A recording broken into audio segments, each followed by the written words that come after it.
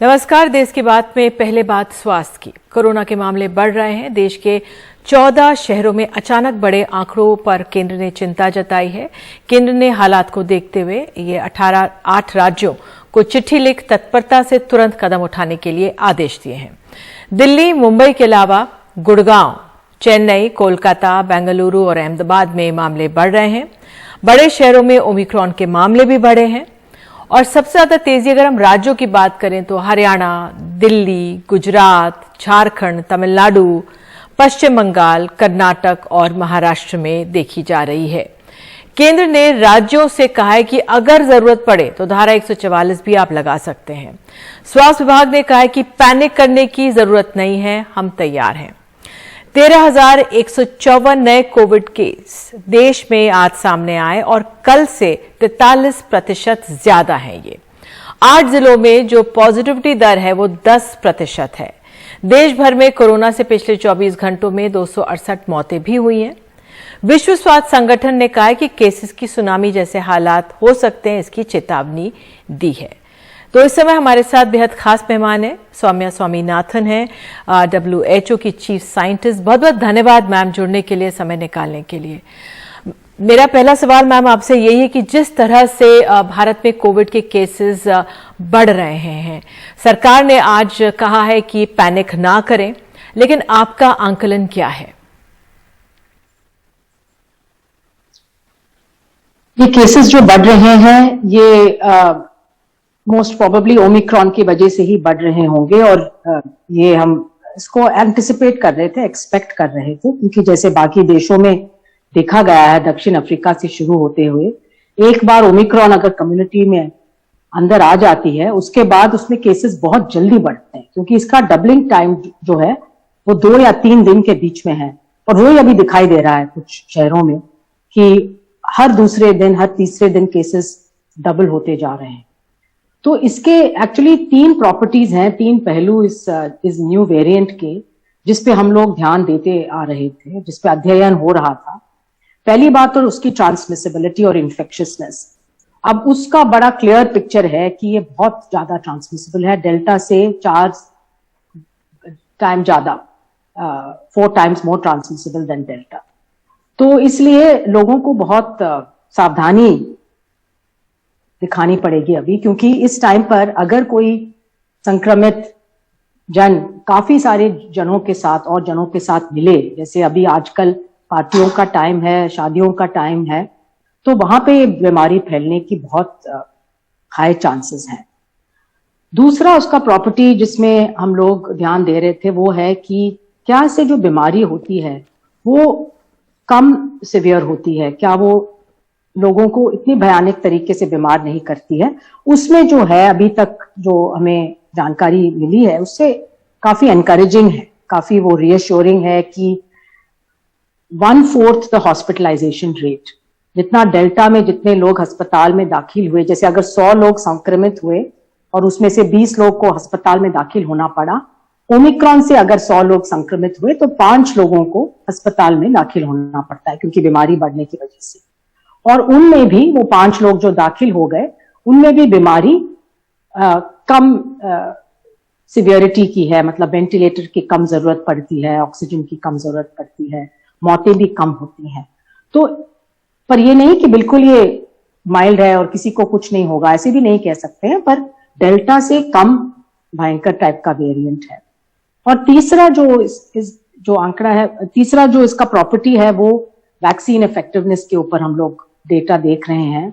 अभी भी उस पर डेटा आता जा रहा है, पर उसमें भी कुछ रियश्योरिंग हमें मतलब इट इज नॉट वरीइंग, क्योंकि अब ये दिखाई दे रहा है कि वैक्सीन जो है वो इसमें भी इफेक्टिवनेस रिटेन करती हैं, दैट इज बीमार होने से बचाती हैं, चाहे आपको संक्रमित होने से ना बचाए। इन्फेक्शन हो सकती है, जिसे ब्रेक थ्रू इन्फेक्शन कहते हैं, पर वो ब्रेक थ्रू इन्फेक्शन जो है वो साधारण कोल्ड एंड कॉफ, जैसे खांसी बुखार हुआ 2 दिन के लिए, ठीक हो गए या कुछ पता भी नहीं चला, उस तरह की इन्फेक्शन होगी और ज्यादातर वो सीवियर इन्फेक्शन नहीं होगी। इसीलिए अभी भी वैक्सीनेशन की जरूरत, जिन्होंने नहीं लगाया है पहला डोज, सेकेंड डोज, वो तुरंत लगवाएं, क्योंकि उससे काफी ओमिक्रॉन से भी बचाव मिलेगी। जी सौम्या जी, जिस तरह से आपने कहा कि 4 गुना ज्यादा डेल्टा से संक्रमण करने वाला है, कल अगर हमारे देश में 9,000 मामले थे, आज 13,000 मामले सामने आ गए, लेकिन ओमिक्रॉन को डिटेक्ट करने में जीनोम सीक्वेंसिंग में कुछ समय लग जाता है, 2 दिन या 3 दिन लग सकते हैं। तो उस लिहाज से इस समय क्या प्रोटोकॉल फॉलो कर सकते हैं, क्योंकि ये मामले बढ़ेंगे, इंफ्रास्ट्रक्चर पर बोझ बढ़ेगा, उस लिहाज से क्या राय? हाँ, ये बड़ा अच्छा आपने सवाल पूछा, क्योंकि हम लोग नंबर्स पे ज्यादा फोकस ना हो, क्योंकि हमें पता है कि ये डबलिंग होती जाएगी and numbers depend on testing. आप जितना टेस्ट करेंगे उतने आपको नंबर मिलेंगे। जिन देशों में टेस्टिंग बहुत ज्यादा हो रही है वहां पे बहुत अधिक नंबर्स, जैसे यूएस वगैरह में 2-2.5-3 लाख से ऊपर केसेस उन्होंने एक दिन में पाए हैं, क्योंकि उतना टेस्टिंग हो रहा है वहां पर वहां भी जीनोमिक सीक्वेंसिंग सबकी नहीं हो सकती है। तो as a percentage of cases जिनकी जीनोमिक सीक्वेंसिंग होती है, उससे हम लोग ट्रेंड देख पाएंगे। जैसे अभी दिख रहा है हमें कि पहले 1% था, 2%, अब दिल्ली में शायद 50% से ऊपर ओमिक्रॉन की वजह से है। तो उससे हम अच्छी तरह समझ सकते हैं कि ओमिक्रॉन जो है वो डेल्टा को हटा रहा है और डेल्टा से इट इज गेटिंग डोमिनेटेड, मतलब ओमिक्रॉन आगे बढ़ रहा है डेल्टा से, और जिस तेजी से केसेस बढ़ रहे हैं उससे भी हम लोग गेस कर सकते हैं कि ये ओमिक्रॉन ही होगा, क्योंकि डबलिंग टाइम हर दूसरे दिन देख रहे हैं जी। तो इस पे अब हर एक केस की ना सीक्वेंसिंग करने की जरूरत है, और वायरस तो वही वायरस है, उसकी प्रॉपर्टीज जो हैं वो कुछ कुछ बदल सकती हैं, क्योंकि म्यूटेशन अलग अलग हैं। इस वेरिएंट में डेल्टा में अलग थे, इसमें अलग म्यूटेशन है। तो जैसे हम कह रहे हैं ये ज्यादा संक्रमित करती है, परंतु इसमें सिवियरिटी कम है। तो इस तरह के प्रॉपर्टीज अलग हैं, पर कीटाणु तो वायरस तो वही है और इसकी जो प्रिवेंशन मेथड्स हैं वो भी वही हैं। इसमें कोई नई बात नहीं है। ऑफकोर्स अब वैक्सीन उपलब्ध हैं जो पिछले साल नहीं थे, काफी लोग वैक्सीनेट हो चुके हैं, वो बहुत अच्छी बात है। और दूसरी बात यह है कि अब दवाइयां भी इसके लिए ढूंढी गई हैं, ओरल टैबलेट्स, परंतु वो सिर्फ डॉक्टर्स की प्रिस्क्रिप्शन पे दी जानी चाहिए। और क्योंकि अभी अभी नई निकली हैं, अभी उनके बारे में ज्यादा पता भी नहीं चला है कैसे उसको इस्तेमाल करना है। और बाकी जो पब्लिक हेल्थ मेजर्स हैं वो हम जानते हैं। तो हमारे हाथ में पूरी जानकारी है, और जिस तरह से अब गवर्नमेंट ने कहा है बिल्कुल ठीक कि पैनिक ना करें, जो हमें पता है कि हमें करना चाहिए वो करें। मास्क अपना पहने, बाहर जाते समय बिल्कुल अच्छी तरह से मास्क पहने, वेल फिटिंग मास्क जो अच्छी तरह से नाक और मुंह के ऊपर कवर हो जाए। और अगर आप बीमार हैं तो घर पे रहें, टेस्ट कराएं, और ज्यादा भीड़ भाड़ में ना जाएं कुछ दिन के लिए, क्योंकि ये ओमिक्रॉन सर्ज बाकी देशों में जल्दी से आया है, पीक जल्दी से हुआ है, और कुछ हफ्तों में वो कम हो जाएगा। तो अभी अगले कुछ हफ्तों में हमें बहुत सावधानी जी। सौम्या जी, एक शब्द मैं आपसे पूछना चाह रही थी तीसरी लहर को लेकर, क्योंकि आम नागरिक एक तरफ से राहत महसूस कर रहा है कि सिम्टम्स ज्यादा इसके गहरे नहीं है, लेकिन तीसरी लहर में क्या हम आ गए हैं? क्या कोविड की तीसरी लहर हमारे देश में, भारत में है इस समय? वो अभी कुछ दिनों में पता लगेगा, बट अगेन बाकी देशों में जो हुआ है उसको अगर देख के, अगर उसी पैटर्न में अभी भारत में भी अगर हम एक्सपेक्ट करेंगे तो हाँ, एक लहर अभी आ सकता है। बट दक्षिण अफ्रीका में लहर आया, उनका तो ये चौथा लहर था, और बड़े जल्दी से वो 3 हफ्ते में लहर आके कम भी हो गया, और ज्यादा इम्पैक्ट नहीं हुआ उनके हेल्थ सिस्टम के ऊपर। तो हमें पूरी तैयारी करनी चाहिए, और अगर ज्यादा इम्पैक्ट ना हो लोगों पर, हेल्थ सिस्टम पर, तो बहुत अच्छी बात है। बट इसीलिए मैंने शुरू में कहा कि अभी ये सोच के ना चलें कि ये तो बस साधारण जुकाम है तो इसको छोड़ो, अब कुछ नहीं होने वाला। वो अभी नहीं सोचना चाहिए, क्योंकि इतनी जानकारी अभी ओमिक्रॉन के बारे में नहीं है जी। और उसका प्रभाव जो अनवैक्सीनेटेड लोग हैं, जिन्होंने अभी टीका नहीं लगवाया है, या जो बुजुर्ग लोग हैं, अगर उनको ये इन्फेक्शन हो तो उनमें क्या इफेक्ट होगा ये अभी नहीं पता, क्योंकि दक्षिण अफ्रीका में ज्यादातर लोग कम उम्र के थे और उनकी प्रीवियस इम्यूनिटी भी बहुत हाई थी, क्योंकि उनको पहले डेल्टा और बीटा वगैरह वेव्स हो चुके थे, चौथा लहर था वहां पर। तो इससे अभी पूरी तरह इन पॉपुलेशंस में कैसे होगा, क्या ये और सिवियर भी हो सकता है, ये अभी हमें देखना पड़ेगा कुछ दिन के। तो अभी पूरी सावधानी में रहना ही अच्छा है। बिल्कुल। सौम्या जी, जो आपने वैक्सीनेशन की, बार बार टीकाकरण की आपने बात की है, एक आंकड़ा भी हाल में आया था कि हमारे देश में 50% आबादी है जो फुली वैक्सीनेटेड है। उस लिहाज से वैक्सीनेशन को लेकर सरकार क्या और बहुत तेजी लाने की जरूरत है, क्या सुझाव देंगी आप? तो ये एक बहुत अच्छा हमारे हाथ में एक टूल है, एक वेपन है, जिससे इतने तरीके अलग अलग तरह के वैक्सीन इतने जल्दी बने और भारत में इतनी आबादी को वैक्सीनेट किया इतने जल्दी टाइम में, तो बहुत अच्छी बात है। अब क्या करना है हमें, जो शुरू से हम कह रहे हैं कि वल्नरेबल लोगों को पहले प्रोटेक्ट किया जाए, तो अभी 2 प्रॉन्ग पे काम करना पड़ेगा। एक, जो अभी तक टीकाकरण नहीं हुआ है, अभी भी काफी लोग हैं, लाखों लोग हैं भारत में 18 साल से ऊपर जिनका टीकाकरण नहीं हुआ है या जिन्होंने दूसरा डोज नहीं लिया है, तो वो बड़ी प्रायोरिटी है कि वो सब टीका अपना कराएं। और दूसरा जो है वो बूस्टर, जो अब सरकार ने जिसके बारे में अब अनाउंस किया है कि 60 साल के ऊपर जो लोग हैं उनको एक बूस्टर डोज दिया जाएगा जनवरी से। तो ये भी अच्छी बात है, क्योंकि जो थोड़े एजेड हैं उनकी जो इम्यून सिस्टम है वो थोड़ी हमेशा वीक हो जाती है जैसे जैसे एज बढ़ता है, तो उसमें उनको एक बूस्टर मिलने से ये होगा कि इम्यून जो मेमोरी है उनका, जो टीकाकरण से हुआ था, वो फिर दोबारा एक बूस्ट हो जाएगा, उनकी इम्यूनिटी फिर बढ़ जाएगी। तो वो अगर संक्रमित हो भी जाएं तो they will be able to fight that, pneumonia नहीं होगा, उनको बीमार नहीं होंगे जी। तो इन दोनों प्लैंक्स के ऊपर हमें अब साइमल्टेनियसली करना पड़ेगा, मतलब cover the uncovered population and boosters for the जो इम्यूनो कॉम्प्रोमाइज्ड हैं, एल्डरली हैं और जो हेल्थ वर्कर्स हैं, जो हाई रिस्क, उनका कांटेक्ट बहुत होता है इन्फेक्शन से। सौम्या जी, आखिरी तो सवाल में अच्छा स्टेप लिया जी, आखिरी सवाल में आपसे बस यही जानना चाहूंगी, WHO की तरफ से चेतावनी आई कि एक सुनामी जैसे आ सकती है केसेस की, इंफ्रास्ट्रक्चर पर को तैयार रखने की जरूरत है, बोझ पड़ सकता है। समझाइए क्या स्थिति के लिए हमें तैयार रहना और क्या एंटिसिपेशन, क्या विचार है इस पर? तो WHO के डीजी ने सुनामी की बात करी थी, क्योंकि पहली बात तो यह है कि अभी डेल्टा भी नहीं गया है ना, डेल्टा भी सर्कुलेट हो रहा है, तो डेल्टा के ऊपर से ओमिक्रॉन भी आ गया है और ओमिक्रॉन जैसे हमने देखा कि बहुत तेजी से बढ़ता है। तो जैसे एक दिन में अगर 5,000 लोग, 10,000 लोग, 20,000 लोग संक्रमित होंगे, तो अब 20,000 लोग सडनली मेडिकल केयर एक्सपेक्ट करेंगे तो हेल्थ सिस्टम पे तो बोझ पड़ेगा ही। ज्यादातर लोग आउट पेशेंट में मैनेज हो सकेंगे, तो अभी टाइम है प्रिपरेशन का। जो आउट पेशेंट केसेस हमारे बहुत ज्यादा बढ़ेंगे, लोग आके डॉक्टर से मिलना चाहेंगे, नर्स से मिलना चाहेंगे, या फोन के ऊपर या टेलीमेडिसिन से वो काउंसलिंग या सुझाव लेना चाहेंगे डॉक्टर से कि अब हम क्या करें, अगर हम संक्रमित हुए हैं, हमारी फैमिली में इतने लोग रहते हैं, क्या प्रिकॉशंस लेनी चाहिए। तो आइसोलेशन सेंटर्स जो सरकार तैयार कर रही है, जिनके घर में आइसोलेशन की फैसिलिटीज नहीं है, उनके लिए आइसोलेशन सेंटर की जरूरत होगी कुछ दिन के लिए, अगर उनको मेडिकल केयर की ना भी जरूरत पड़े, पर फिर भी आइसोलेशन, क्योंकि बाकी फैमिली मेंबर्स को बचाने के लिए। और दूसरी बात, ये टेलीमेडिसिन, टेली हेल्थ को और भी हम स्ट्रेंथन कर सकते हैं, क्योंकि कई लोग ऐसे होंगे जो संक्रमित होंगे बट वैसे सिम्टम्स कम होंगे, परंतु उनको मॉनिटरिंग करनी पड़ेगी, पल्स ऑक्सीमीट्री से, टेम्परेचर मॉनिटरिंग से। अगर सिम्टम्स बढ़ते हैं तो उनको रेफरल करना पड़ेगा सेकेंडरी या टर्शरी केयर लेवल के ऊपर।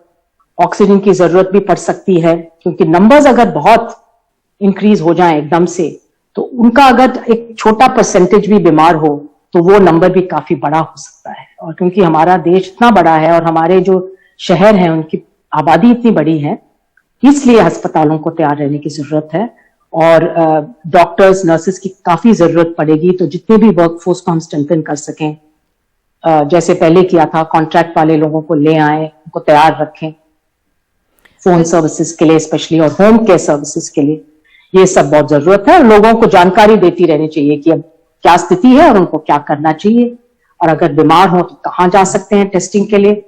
रैपिड एंटीजन टेस्ट भी यूज कर सकते हैं पीसीआर के साथ साथ, क्योंकि अगर नंबर्स बहुत बढ़ेंगे तो पीसीआर लैब की कैपेसिटी भी ओवरवेलम हो सकती है। जी। तो ये सब जानकारी अब पता है, अब डॉक्टर भी बड़े अच्छे ट्रेन्ड हैं, सबको पता है कैसे मैनेज करने हैं। तो लोगों को डरना नहीं चाहिए कि जैसे पिछले साल हुआ डेल्टा के साथ वैसे होगा। हम होप करते हैं और सोचते हैं कि इतना बुरा हाल नहीं होगा, परंतु तैयारी की तो जरूरत है and clear communication and guidance की जरूरत है। बिल्कुल सौम्या जी, आप हमारे साथ जुड़ी, बहुत बहुत धन्यवाद। और एक बार फिर से जनता को जागरूक बनाने के लिए बहुत बहुत धन्यवाद कि किस तरह से ये मामला डेल्टा से 4 गुना ज्यादा संक्रमित करने वाला है। पैनिक करने की जरूरत नहीं, लेकिन तैयार और अलर्ट रहने की जरूरत है। और जिन लोगों ने टीका नहीं कराया है उनको अपना टीका जरूर लगवाना चाहिए जल्द से जल्द।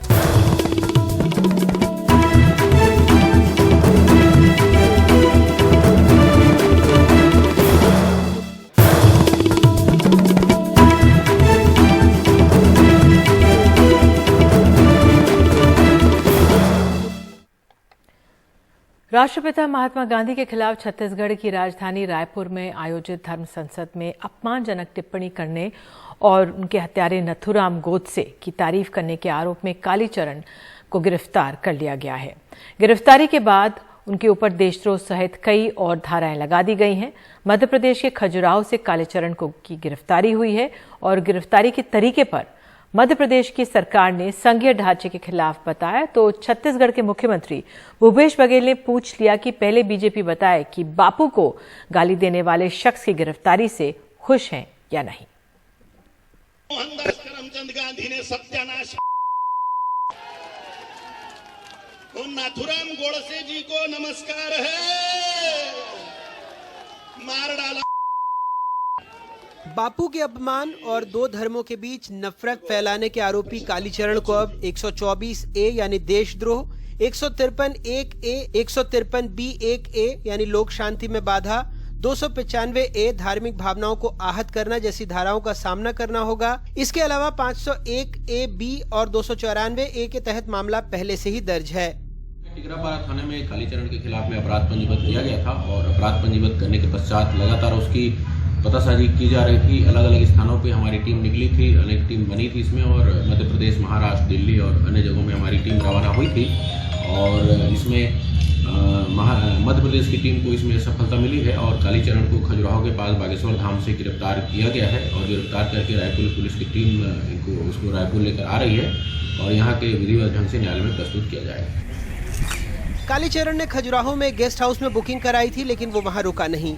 उस गेस्ट हाउस से उसने पहले चेकआउट भी नहीं किया ताकि पुलिस को चकमा दे सके। कालीचरण खजुराहो से 25 किलोमीटर दूर बागेश्वरी धाम के करीब एक शख्स के घर पर रुका था। पुलिस से बचने के लिए उसके तमाम साथियों ने फोन भी बंद कर दिए थे। पूरे दिन पुलिस ने सुराग तलाशी और सुबह तड़के 8 से 10 पुलिस कर्मियों की टीम उसे गिरफ्तार कर रायपुर रवाना हो गई। बाबा आए थे करीब 2-2:30 बजे, अरे 1 घंटा वो सोए हैं। 4 बजे पुलिस वाले लगे हैं और कुछ गाड़ी बाहर खड़ी थी, उनके बाद वो ले गए। फिर पता नहीं क्या हुआ रास्ते में, आगे की जानकारी हमारी नहीं, बस ले गए उनके। यहीं जब पुलिस वाले आ गए यही मालूम पड़ गया कि महात्मा जी इन्होंने मुंह सब ढका रखा था ऊपर से, ये बार फार वो सब अंदर थे उनकी, ये दाढ़ी फाड़ी सब दबाया थी, बिल्कुल नाक चमकती थी उनके यहाँ रहे। महाराष्ट्र के अकोला से रायपुर धर्म संसद में आए कालीचरण ने अपने संबोधन में कथित तौर पर बापू को अपशब्द कहे, 2 धर्मों के बीच विद्वेष बढ़ाने वाले बयान दिए। हालांकि गिरफ्तारी के तरीके पर मध्य प्रदेश के गृह मंत्री ने सवाल उठाए तो छत्तीसगढ़ के मुख्यमंत्री भूपेश बघेल ने पूछ लिया, बीजेपी पहले बताए कि वो बापू को गाली देने वालों के साथ है या खिलाफ। कालीचरण जी ने जो बोला वो भी आपत्तिजनक था, जिस तरह से इनने गिरफ्तारी की है ये भी आपत्तिजनक है। रात के 3 बजे के सन्नाटे में किसी नक्सली को नहीं उठाया छत्तीसगढ़ पुलिस ने। मुझे तरीके पे आपत्ति है, ये तरीका गलत नहीं है, ये हमारी संविधान की जो संघीय भावना है उसको आहत करती है। कोई पुलिस के नाम से फिर तो कहीं भी घुस जाएगा, अफरा तफरी का माहौल पैदा कर देगा, ऊहापोह की स्थिति पैदा कर देगा। गलत है ये कहना। नरोत्तम मिश्र जी ये बताएं कि महात्मा गांधी को गाली देने वाले व्यक्ति की गिरफ्तारी से वो खुश हैं या दुखी हैं। दूसरी बात यह है कि किसी नियम का उल्लंघन नहीं हुआ है, जो विधिक प्रावधान है उसके तहत कार्रवाई की गई है। आपको मैं दंगे धोपे करने के लिए नहीं बोल रहा हूँ, दंगे धोपे करने की जरूरत नहीं है और आपकी तैयारी भी नहीं है, आपकी तैयारी भी नहीं है। मुसलमानों की फुलफिल तैयारी है, आपकी तैयारी नहीं है। ये पुलिस वाले जांच के दौरान पुलिस ने कालीचरण के महात्मा गांधी और एक विशेष समुदाय के खिलाफ दी गई टिप्पणी के वीडियो को भी जब्त कर लिया था। वैसे मामला दर्ज होने के बाद भी कालीचरण ने वीडियो जारी कर कहा था कि उसे अपने बयान पर कोई पश्चाताप नहीं है। नफरत करता हूं मैं गांधी से, मेरे हृदय में तिरस्कार है गांधी के प्रति। छत्तीसगढ़ पुलिस ने अब कालीचरण के खिलाफ देशद्रोह सहित कड़ी धाराओं में मामला दर्ज कर लिया है। पहले कांग्रेस नेता प्रमोद दुबे की शिकायत पर जमानती धाराओं में मामला दर्ज किया गया था, जो खुद धर्म संसद में मौजूद थे। अब देखना होगा कि क्या कांग्रेस अपने उन नेताओं के खिलाफ भी कार्रवाई करती है जो कथित तौर पर नफरती भाषण देने वाले इन धर्माचार्यों के लिए धर्म ध्वजा उठाए खड़े थे। छतरपुर से अरविंद और भोपाल से कैमरा पर्सन रिजवान खान के साथ अनुराग द्वारी, एनडीटीवी इंडिया। तो छत्तीसगढ़ पुलिस ने कालीचरण को गिरफ्तार कर लिया है, लेकिन हरिद्वार में नफरती भाषण देने वालों की गिरफ्तारी नहीं हुई है। पुलिस ने सिर्फ पूछताछ के लिए उन्हें बुलाया है।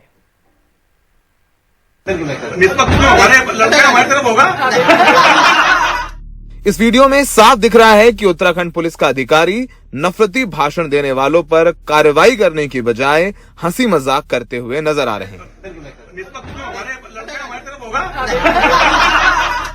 इस वीडियो के वायरल होने के बाद उत्तराखंड पुलिस को तीखी आलोचना झेलनी पड़ रही है। नफरती भाषण देने वालों पर कार्रवाई न करने को लेकर घिर चुकी उत्तराखंड पुलिस ने आखिरकार आरोपी वसीम रिजवी उर्फ जितेंद्र त्यागी, अन्नपूर्णा और धर्मदास को पूछताछ के लिए बुलाया है। अब ये बात इतने अंतर है। हमने उत्तराखंड पुलिस से सवाल पूछा कि क्या जैसे छत्तीसगढ़ पुलिस ने कालीचरण को गिरफ्तार किया है, वैसे ही क्या उत्तराखंड पुलिस भी नफरती भाषण देने वालों की गिरफ्तारी करेगी? तो पुलिस अधिकारी जांच जारी है कहकर सवाल टाल गए। धर्म संसद पे जो उसके बाद कमेंट बाद में आए थे, सोशल मीडिया में वायरल हुए थे, उसमें जो फैक्ट आए थे, फैक्ट के अकॉर्डिंग इमीडिएट मुकदमा दर्ज हुआ। जब एफआईआर जो मूल एफआईआर थी उसमें एक नाम था, तो अकॉर्डिंग टू द फैक्ट हमने 2 नाम उसमें और बढ़ गए हैं। और जहां तक नोटिस तामील कराने वाली बात है, वो विवेचना का हिस्सा है। उनको बुलाया जाएगा, कुछ चीज़ें उनसे जानकारी ली गई है और सारी चीज़ें अंडर प्रोसेस हैं और जल्दी हम इसका जो लीगल अंजाम है वहाँ तक उसको पहुँचाएंगे। उत्तराखंड पुलिस के नर्म रवैये ने नफरती भाषण देने वालों के हौसले बुलंद कर दिए हैं। नफरत फैलाने वाले खुलेआम घूम रहे हैं और कह रहे हैं कि हरिद्वार जैसी धर्म संसद पूरे देश में आयोजित करेंगे। पूरे भारत में धर्म संसदों का आयोजन किया जाएगा और सभी हिंदुओं से, सभी सनातन धर्मावलंबियों से निवेदन और आग्रह किया जाता है कि सभी इसमें अधिक से अधिक सहयोग करें। पूछताछ के लिए बुलाई जा चुकी अन्नपूर्णा कह रही हैं कि वो पुलिस से नहीं डरती। पूछताछ के लिए 100% कायम है। हम एक ही बात कहते हैं, जिसकी बात एक नहीं उसका बाप एक नहीं। हम बिल्कुल कायम है अपनी बात। जो धर्म का साथ देता है, हम माँ दुर्गा के बच्चे हैं और धर्म के रक्षार्थ हम काम कर रहे हैं, तो हम अजय हैं और अभय हैं, ये ध्यान रखें। हमें किसी चीज का डर नहीं है। हमें फांसी पर भी लटका दोगे तो हमें डर नहीं है, क्योंकि ये धर्म युद्ध है। विश्वास दिलाने के लिए उत्तराखंड के डीजीपी लगातार कह रहे हैं कि सब पर कार्रवाई होगी, लेकिन फिलहाल पुलिस के रवैये से नहीं लगता कि किसी की गिरफ्तारी होने वाली है। धर्म संसद का आयोजक नरसिंहानंद अब भी खुला घूम रहा है। संविधान को लेकर के भद्दे बयान देने वाला, मुसलमानों के खिलाफ आधुनिक हथियारों का इस्तेमाल करने वाला बयान दिया था, न उसके खिलाफ मुकदमा है। अब ये लोग कह रहे हैं कि और धर्म संसद करेंगे जिसमें ऐसी बयानबाजी देंगे। तो फिलहाल सवाल यही उठ रहे हैं कि क्या उत्तराखंड पुलिस निष्पक्ष है, क्योंकि छत्तीसगढ़ पुलिस ने कालीचरण की गिरफ्तारी की है। अब दबाव और दारोमदार दोनों उत्तराखंड पुलिस पर है कि क्या वाकई वो इन आरोपियों की गिरफ्तारी करके नज़ीर पेश करते हैं या नहीं। सहयोगी संजय कौशिक, राहुल और अलीगढ़ से अदनान के साथ सौरभ शुक्ला, एनडीटीवी इंडिया।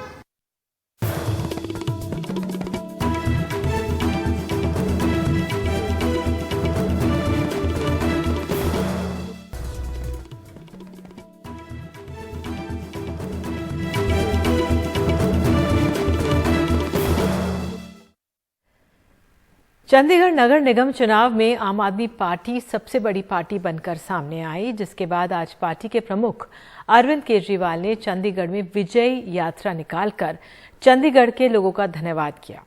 साथ ही अपने पार्षदों को ये शपथ भी दिलाई कि वो कभी भी आम आदमी पार्टी छोड़कर नहीं जाएंगे। चंडीगढ़ में दिल्ली वाला धमाका दोहराने की उम्मीद के साथ आम आदमी पार्टी के राष्ट्रीय संयोजक अरविंद केजरीवाल ने निकाली विजय रैली। आखिर पहली बार उनकी पार्टी ने चंडीगढ़ नगर निगम का चुनाव लड़ा और सबसे बड़े दल के तौर पर उभरी। इस दौरान चंडीगढ़ के आम लोगों ने बताया कि उन्होंने क्यों एक नई पार्टी को मौका दिया है। दोनों पार्टियों को आजमा चुके थे जब से कॉर्पोरेशन बनी है। अच्छा। तब से अपना कांग्रेस और बीजेपी ही थी। अच्छा। अब लोगों ने चेंज किया है तो अब इसलिए केजरीवाल ने चेंज कारण तो होगा चेंज का, लोग परेशान थे सर। विजय यात्रा में अरविंद केजरीवाल के साथ सभी नवनिर्वाचित निगम पार्षद भी मौजूद रहे। अरविंद केजरीवाल ने उनको लोगों की सेवा करने के साथ साथ कभी भी पार्टी ना छोड़ने की शपथ दिलाई। मैं कभी आम आदमी पार्टी छोड़ के नहीं जाऊंगा, कभी भी मेरे चंडीगढ़ परिवार से और आम आदमी पार्टी से गद्दारी नहीं करूंगा। अगर ऐसा करूं तो चंडीगढ़ के लोग मेरे को दोबारा वोट मत देना। इस विजय यात्रा के जरिए आम आदमी पार्टी ने पंजाब विधानसभा चुनाव के लिए भी संदेश देने की कोशिश की। चंडीगढ़ तक झाकी है, पंजाब हजे बाकी है। आम आदमी पार्टी फिलहाल इसी बात से खुश है कि उसको पंजाब विधानसभा चुनाव से पहले जीत का एक टॉनिक मिला है, जो उसका मनोबल तो बढ़ाएगा ही, साथ ही उसके बारे में परसेप्शन बनाने में भी मदद करेगा। चंडीगढ़ से अपने कैमरा सहयोगी मनोज ठाकुर के साथ मैं शरद शर्मा, एनडीटीवी इंडिया।